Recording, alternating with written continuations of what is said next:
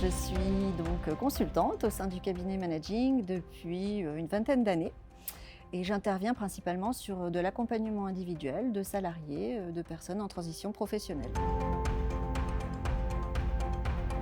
Alors, un bilan est un outil un petit peu magique qui permet à toute personne désireuse de faire un point à un instant T sur son parcours professionnel, sur ses compétences justement personnelles ou professionnelles, sur ses talents, sur ses motivations et ses intérêts aussi finalement. Tout ça pour pouvoir redonner une impulsion et pour donner une nouvelle trajectoire à son parcours, projet de vie ou projet professionnel. Alors oui, c'est-à-dire qu'il s'adresse à toute personne en poste, donc aux salariés, mais aussi aux demandeurs d'emploi et finalement à toute personne désireuse de travailler, réfléchir sur un projet, que ce soit un projet de reconversion professionnelle, de création d'entreprise, d'évolution tout simplement au sein d'une entreprise. Voilà, différentes pistes sont possibles, mais l'objectif étant de faire le point et de reprendre, je dirais, en main son parcours. Le bilan est une démarche qui se déroule sur 2 à 3 mois. On parle de 16 à 24 heures.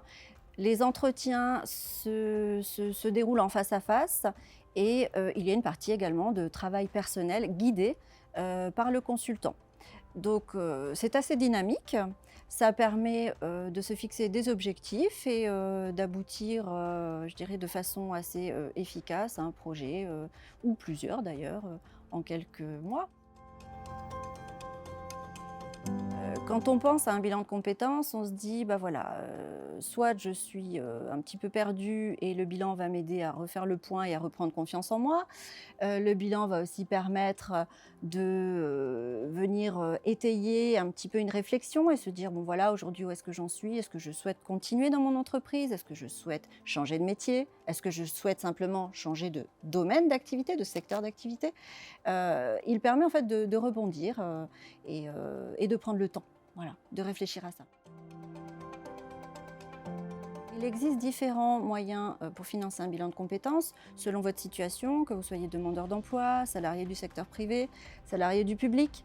Voilà, toutes les situations sont à étudier. Des financements sont possibles aussi bien par le plan de financement de l'entreprise lorsqu'on est salarié, via le CPF.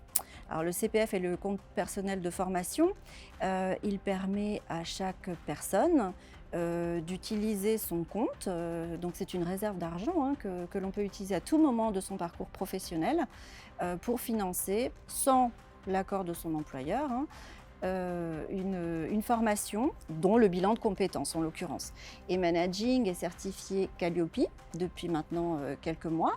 On évolue en fait avec la tendance hein, et Calliope vient comment dire, valider la qualité de nos formations, de nos parcours et de nos outils. Donc toute personne désireuse de faire un bilan de compétences peut choisir de le financer par ses propres moyens en utilisant le CPF. Donc je parlais du plan de formation, je parle du CPF. Il existe d'autres moyens évidemment à étudier au cas par cas. Je suis fidèle à mon entreprise parce que les valeurs y sont fortes et les profils des consultants sont divers et variés.